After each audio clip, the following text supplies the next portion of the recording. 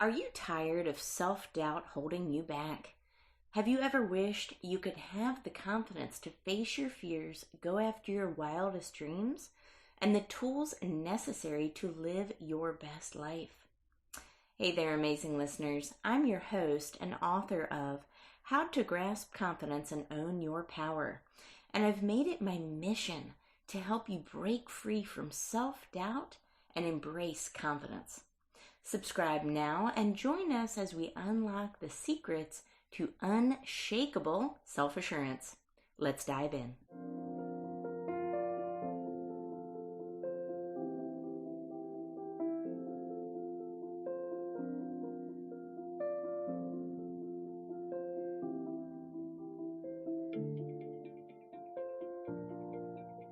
Hello, everyone. Welcome to the show today. I want to start off this show by sharing a very relevant statistic about confidence.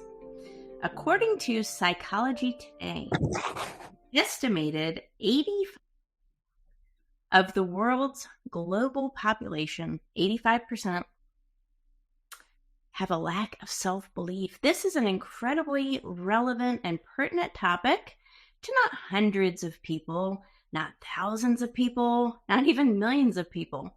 This could potentially be billions of people are lacking this self-belief. This is incredible. So really relevant and something that we need to honestly have more open conversations about. But what's special about this show today is that we're going to be talking about the psychology of confidence. And who better than to talk about the psychology of confidence with, other than my friend and colleague, Dr. Ardeshir Mehran. Dr. Ardeshir is a keynote speaker and best-selling author of the book, You're Not Depressed, You're Unfinished. He is also an executive leadership coach and change psychologist. This is also his third time on the show, and he has agreed for another interview. And every single time we talk to each other, we get a lot of engagement, we get a lot of positive feedback, and honestly, our goal is to help a lot of people. But without further ado, Ardeshir, thank you so much for coming on the show today, my friend. Great. Tara, lovely to see you, to be with you for a topic that is so important to everybody, from kids to grown-ups to grandparents, about confidence. And welcoming our colleagues there. I was checking the name of people who signed up from multiple continents, countries. Welcome, and hope you find this session helpful. And also, I want to acknowledge that number of our colleagues from Middle East, from Jewish faith, that they are dealing with tragedy and trauma that is heavy on our heart and soul. So that's important to realize the context, but our world. So I like to start with the science and backing to that. As you know, that I love problem solving in psychology, and my book about You're Not Depressed, You Are Unfinished, that the essence of that is that we clinicians, we don't understand depression. We're trying to solve the symptoms, versus depression is not about symptoms. It's about the life unlived, about the experiences of humans missing. I want to net confidence, going to the statistics. Confidence at its core is about connection. So I will share with you the definition, that how actually is this developed. I give you a case study, and we'll share with you an operational definition of confidence, that so you will see I actually can take a snapshot, which I'm using in my coaching environment, coaching clients.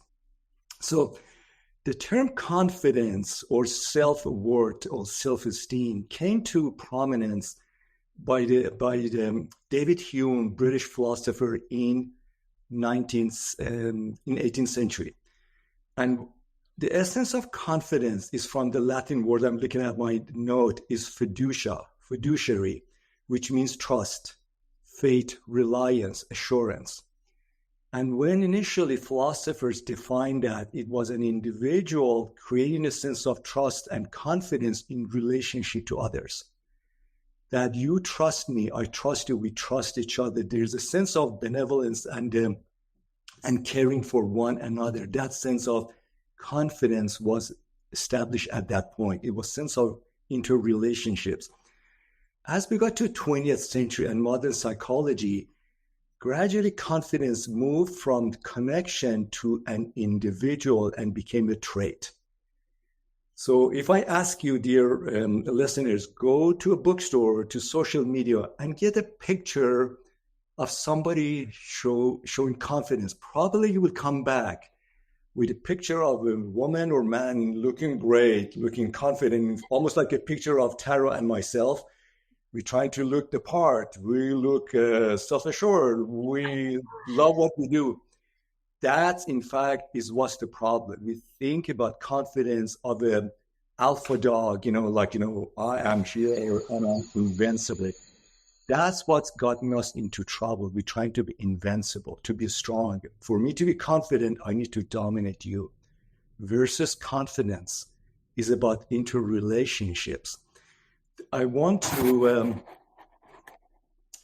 share with you the definition and give you a case study what I mean. Tara, if you don't mind sharing that, this is one page, and the listener, to take a snapshot of this. Confidence, as I define it and I practice, there's an element to that. There's dimensionality. And what it is that propelling myself and others, me and you, to experience a greater sense of connection, trust, and courage to make a difference.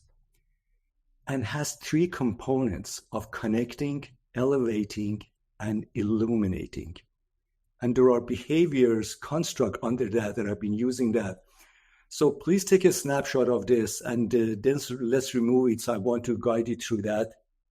1, 2, 3, please take it, and Tara, if you don't mind, to remove it.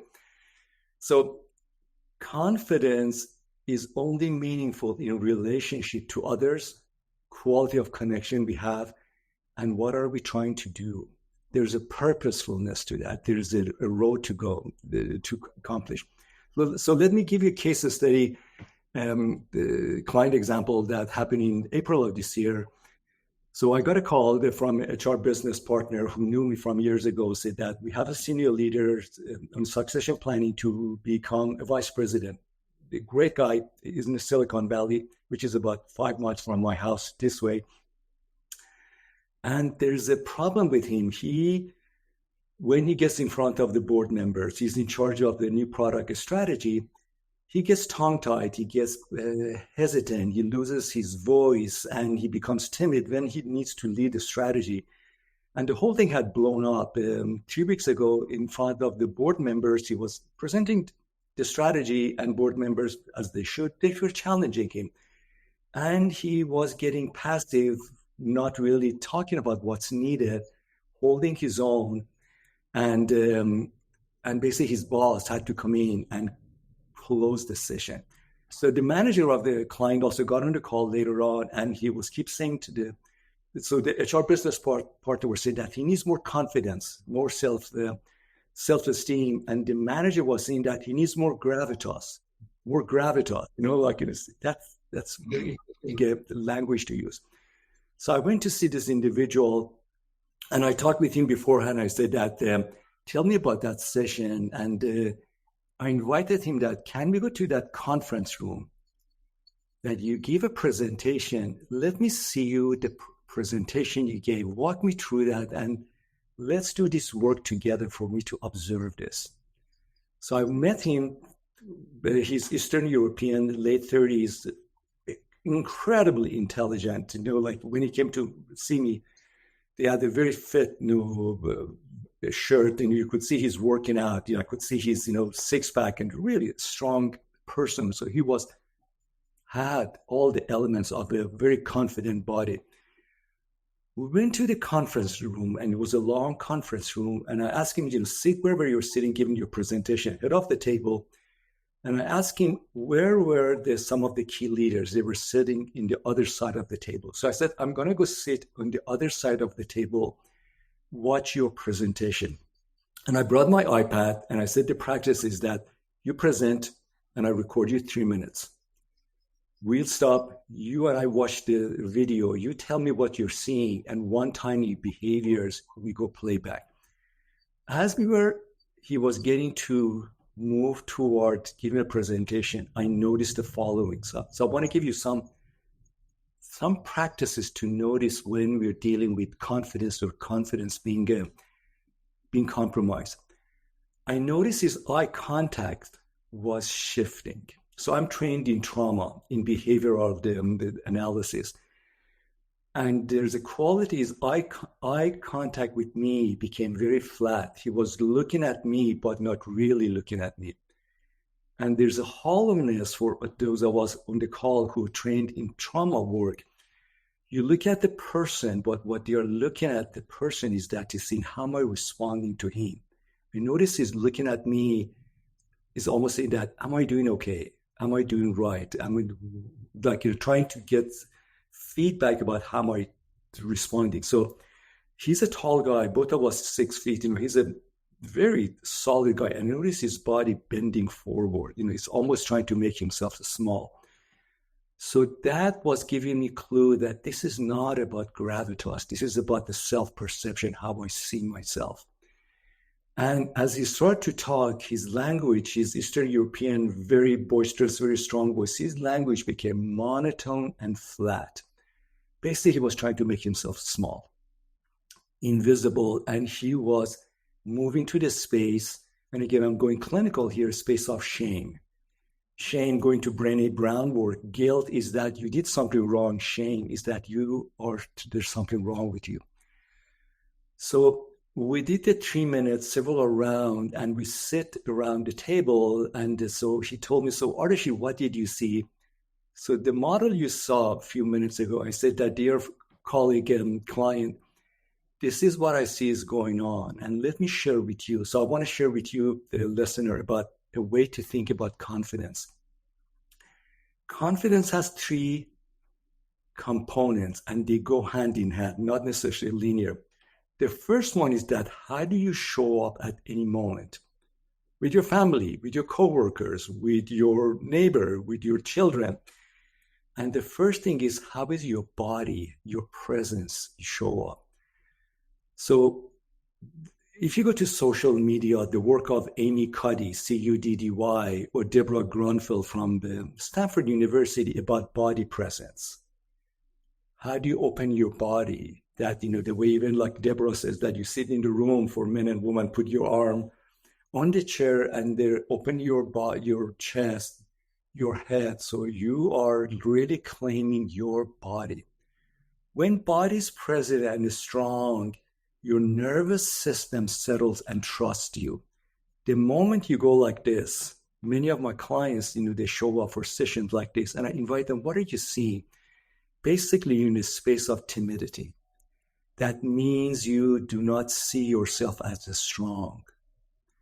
So part of that, honoring your body is meant to be strong. Your body is meant to be alive and present.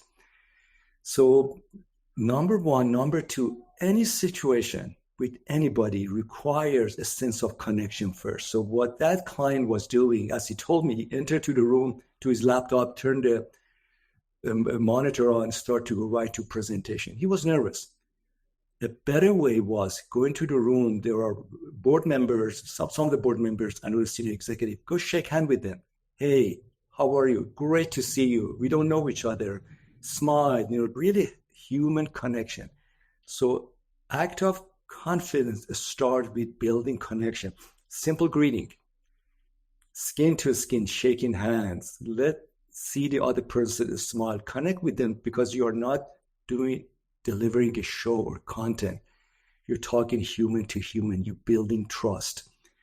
In that way, your body, going to the neurology, your body calms down. That these are not adversaries. These are people, just like me. The next one is a senior leader. All of you on this call, you have a purpose. There's something you do. To know your net.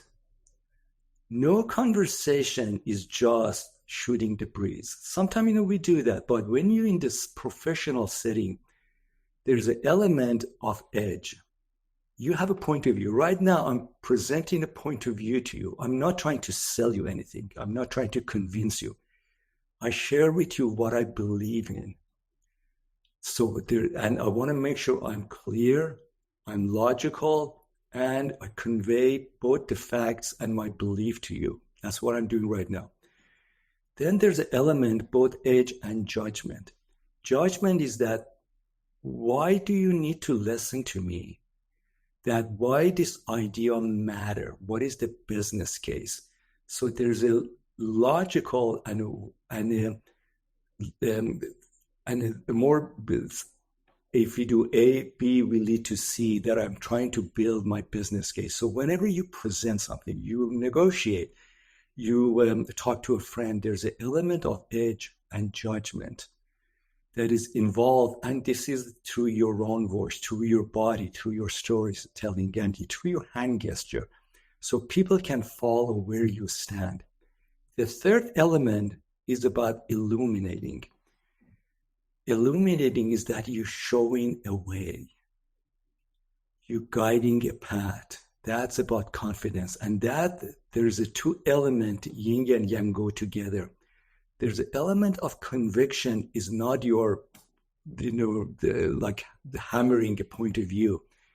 There's an element, I believe in this. So when I was talking to that individual client, he presented a point of view. It wasn't a point of view. It was a recommendation he believed in. But he didn't know that the leaders around the table, they expected him to take a stand. Do you believe in this? Show us why. And he folded. And also being flexible. Every point of view, there are always pushbacks. There are always, now I don't believe in this. Why do I trust you? That's great.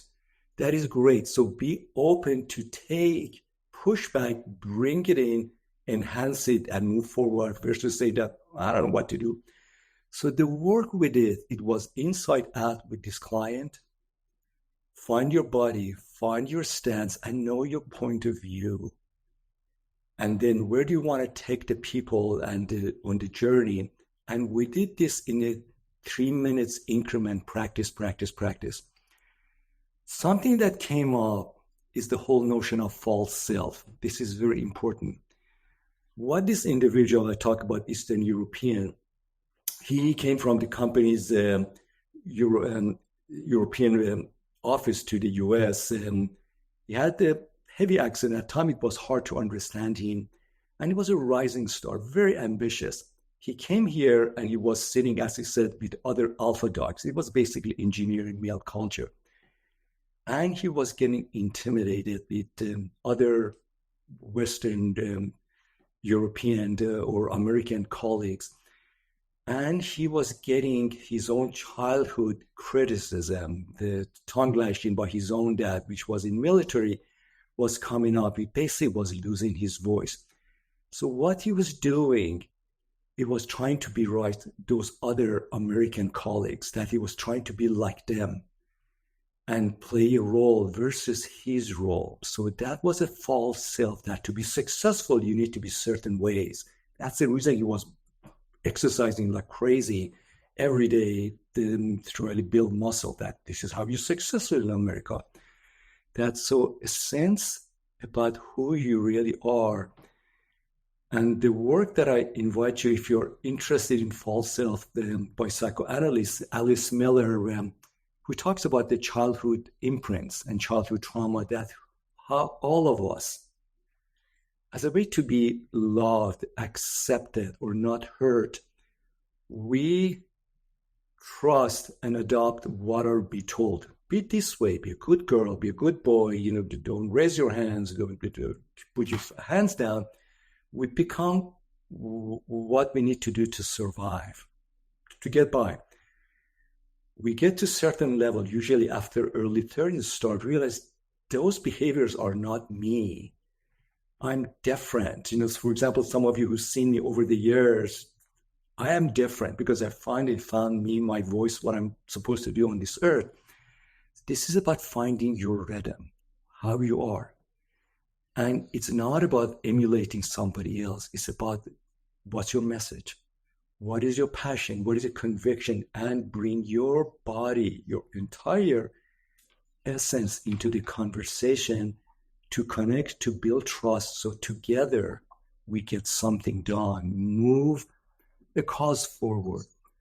That's the essence of confidence. So going to what you mentioned, that drastic statistics, because we think confidence is something I have in me, and if I'm low, something is deficient. No, it's really quality of connection you have. How will you connecting? How will you building trust? How will you know your story, what you need, good to fall self?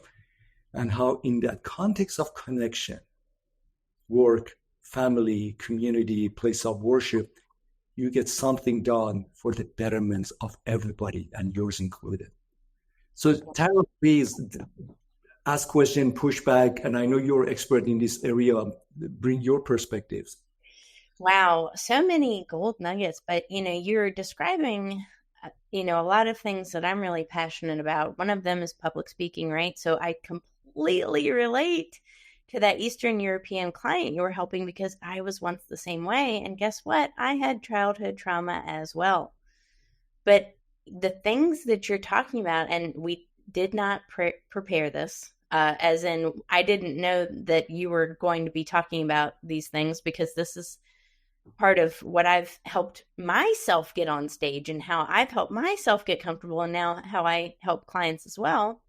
One of the first things that I do is try to meet other people in the audience to form that human connection. And there's a lot to be said about that, because, confidence, it's not arrogant. It's not. True confidence, I believe, is built on authenticity. It's built on that human connection. And it wasn't until I started connecting with people, started putting those reps in, and really started showing up authentically, that I started to become confident as well.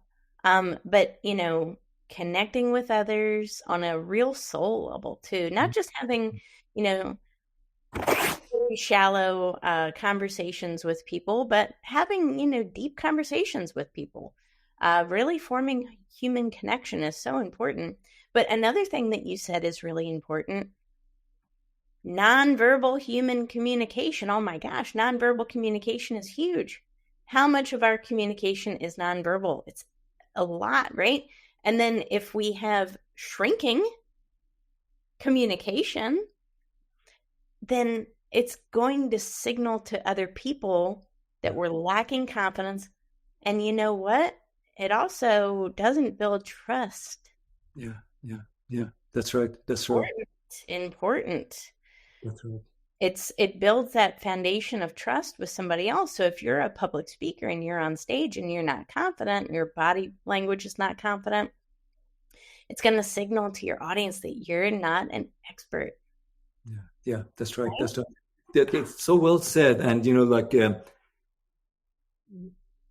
let's start with us, you, me, and the colleagues on the call, that confidence is a learnable behavior, and you get better at it. And then we assume people in the key positions, they've got this figured out. No, we all show up every day, and we are all rookies.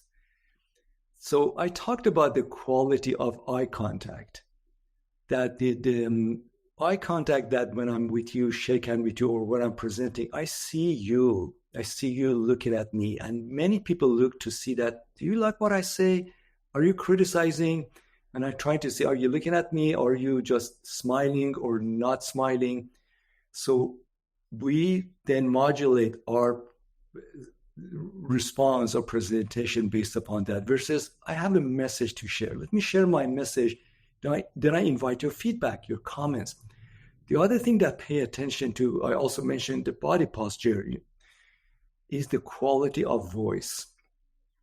What I've seen this is different in men versus women. So what men I've seen when they trying to project confidence and a sense of almost like an alpha dog, they overshoot, that their voice become very strong, projecting a very almost command and control voice, and at times is not appropriate for the setting, for the meeting, but it's very loud volume projection, and they miss the tonality.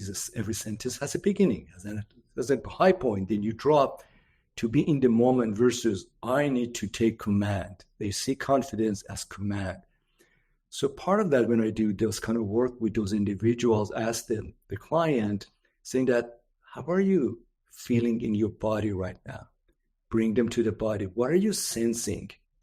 How do you like how you're coming across? Do you notice that? So when I do that with your iPad, or can be phone, 3 minutes recording, 3 minutes playback like a sport, another 3 minutes. When people see their voice, how they talk, they almost always says, oh my gosh, I had no idea. Then we do a redo. With women, what I see happen, again, is not always, but very often, the voice becomes almost too soft, like a younger girl that becomes softer and is almost men overshoot, woman undershoot, like becomes quiet, becomes gentle as a way I'm trying to fit in. So some of the exercises that I do with women client is I bring Katy Perry's Roar song. I love it. And I share with them saying that, show me your roar. What is the sound you have that is the sound of your soul? How does it show up? So then I go in, if you're in a conference room, I go to the other side of the conference room and I was invite her to show me your voice without raising it to the point you need to shout, but show me your conviction, show me your belief. As a way your voice, doesn't come from the throat. That's where it becomes soft. It comes from your belly up. That is the voice of your soul, of your belief. These exercises for men finding your voice and women finding your voice almost always startle people, usually their tears and a sense of, oh my gosh, I've been trying to force something or just, like trying to make myself too small or too big versus find you. You already have a rhythm. You never got a chance to practice it, or the ghosts of your past, they're haunting you. But once you practice it in those 3 minutes, you get to experience it physically, connect, then bring it to the elevate, and then finally age. So you becomes a body memory. Confidence is all about physical body memory. So you can say, this is what it looks like. This is what it looks like. And then you deliver that. Truly incredible. I think there were so many great nuggets of information that was shared today. Truly incredible. But this is something that, impacts a lot of people. Again, I think it's one of those things that people they're suffering from. But, especially as leaders, you don't want to necessarily admit to your boss, I'm lacking confidence, because, right? You don't want to say it out loud. It makes people feel like that they shouldn't be in that position when this is something that happens to a lot of people.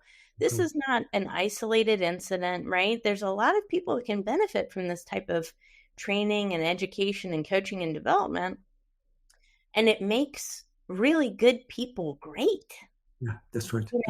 It's that difference between, just being great and the greatest you can be. It's being a higher just version of yourself, right? The kind of self that believes in you. Imagine that for everybody that's listening to this, what would happen if you believed in yourself more? How would the course of your life be completely changed if you just had sheer self-belief? That's right. Believe in yourself. I love that. And, you're a parent, I'm a parent. And one of the best gifts we can have with our own children is to instill these behaviors in them. And what that looks like, our kids, they show up and they talk any way they want. Kids are kids. And for many parents, I know I've done that. My son is David. David, be this way, be that way. We try to do what Alice Miller talked about, false self in telling him to be just like your dad, and the way to shape him versus channel him, invite him, like here, when he gets angry, wonderful, how do you use your energy, your wisdom as a way for them to learn? Going to that, find your body. How do you show the anger? How do you show, what is your point of view? Where do you want to take it? So that instead of holding back, they learn additional skills. You also mentioned people call me and says that, I want to work on my confidence. Should I take a presentation course? Presentation course is helpful. It shares, it's really about information sharing. What it often misses is the quality of connection, reciprocity. That one is about contact sport. That confidence is a contact sport. You do this in relationship with others. So you get in, you show yourself, you invite other person or people, and then you do something together. Yes. Guide the direction. So it's really about being in the middle of the mess, holding your own, but together doing something. I love that. And, in my book, I talk about, going back to being a parent, I talk about it being a cycle too. And that's not anything I necessarily thought of before I started writing my book. And I just kind of started to see that, confidence, can be a learned thing, or lack of confidence can be learned. If you look at your parents and your mother or father, let's say, is extremely incompetent, well, you could look at that and learn that behavior and adopt it as your own, right? That's right. And, it can be a cycle, but good thing is that cycles can be broken. So we can break that cycle of unconfidence, if you will, for ourselves, but also for future generations. And then that ripple effect. And that's why I like how you mentioned that confidence is not necessarily all within, right? It has a ripple effect that when you connect with others, they actually feel it. It's an energy. I liken confidence to a vibration. I feel like there's an energy exchange, don't you? That's right. Exactly. Energy exchange. And then what confidence is not, and what a lot of social media are trying to convey to us, is that confidence is not being invincible. It's not that you, the smartest, the best, the coolest person in the room, so you can dominate others. As Brené Brown shared, that you can be deeply flawed, vulnerable, messy, and confident. Confidence means that your humanity. We all have broken parts. We all. And then you show up, says, I know my hurt. I know my weakness. I honor that, but also I know my strength. So do you. Let's figure something out. That's confidence. Confidence, going to that, what I showed, is about connection, trust, and a courage to do something together. Me in it versus I need to be strong. In fact, I love, for the picture of a book, instead of saying a strong woman and man, say confidence, they look great, Those are all the wrong picture. I don't know what the right picture is, but it's just you're around the table with your messy hair, with your pajamas. That's funny. That's funny. For the front cover of my book, a little segue here. Yeah. So I took that picture that's on the front cover of my book right after teaching a college class about personal branding and just showing up correctly on LinkedIn and social media. I felt confident after that, right? That was nice. I felt confident after that, and I decided to take a picture. Well, I didn't know it would eventually be the cover of my book, but I wasn't flexing in the picture. It was an authentic pose, but it was one built on confidence, and I actually felt confident.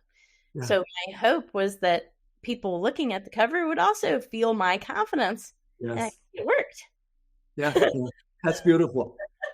That's how you felt. That's how you felt. You were not there to dominate. It's just how you felt.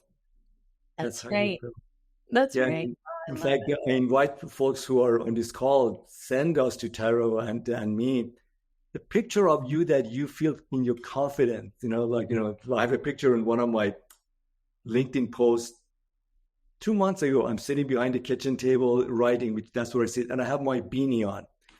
Um, my head is cold, So some people wrote me and says, "Dude, this is not professional. Like you don't look really in charge." So it's me. It's me in my private moment. I want people to see how when you don't see me in Zoom. That how do you see it?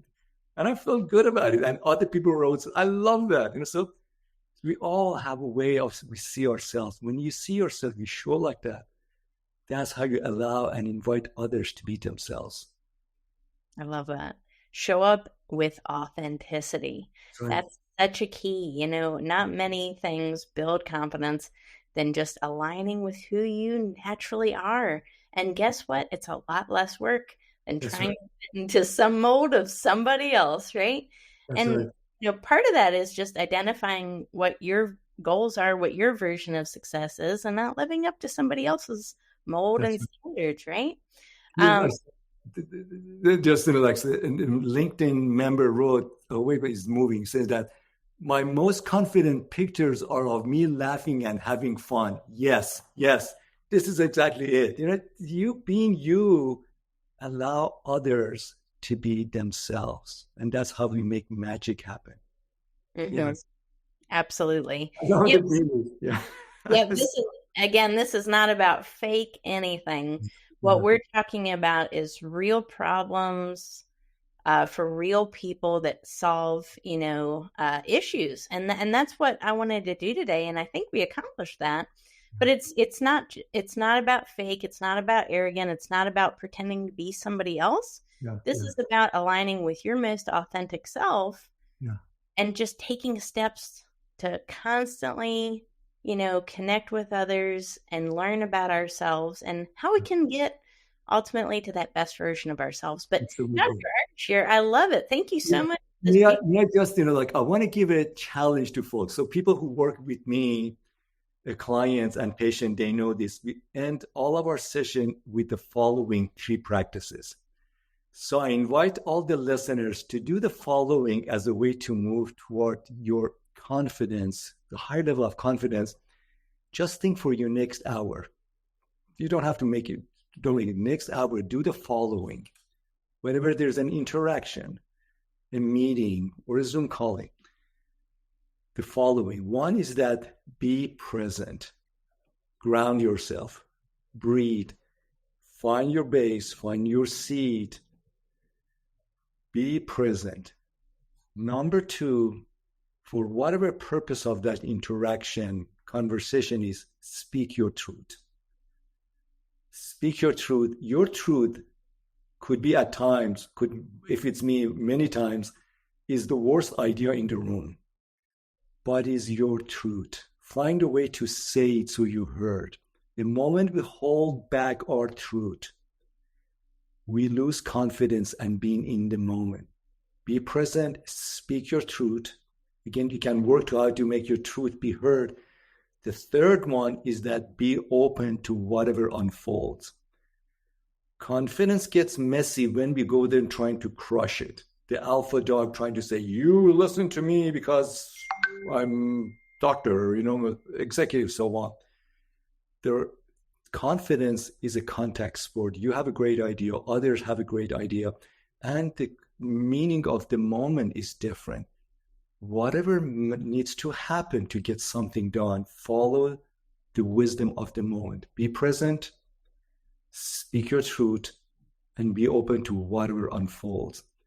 As you do that, you create confidence in you, in others, and together getting something done. So I invite you for the next hour, practice this presence, truth, and unfolding. And you find yourself really authentic presence and confidence. I love that. Present minded. So important. We can't act in the past. The future's yet to be. But what we all have control of are our actions at this present moment. That's right. So live to your truth and align with it. Dr. Ardeshir, what a fascinating interview. I know this helped a lot of people. And again, this is a very relevant topic, right? Authentic confidence. So powerful. But thank you Thank so you. much, my friend. And I know this won't be the last time.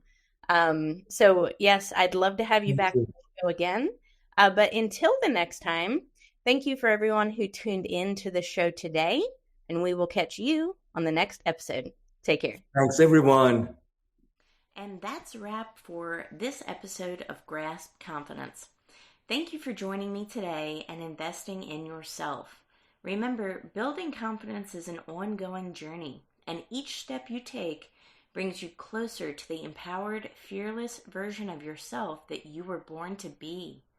Don't forget to visit my website, follow me on social media, and purchase my book, which is available on Amazon. Thank you for listening. We will see you on the next episode. Stay confident.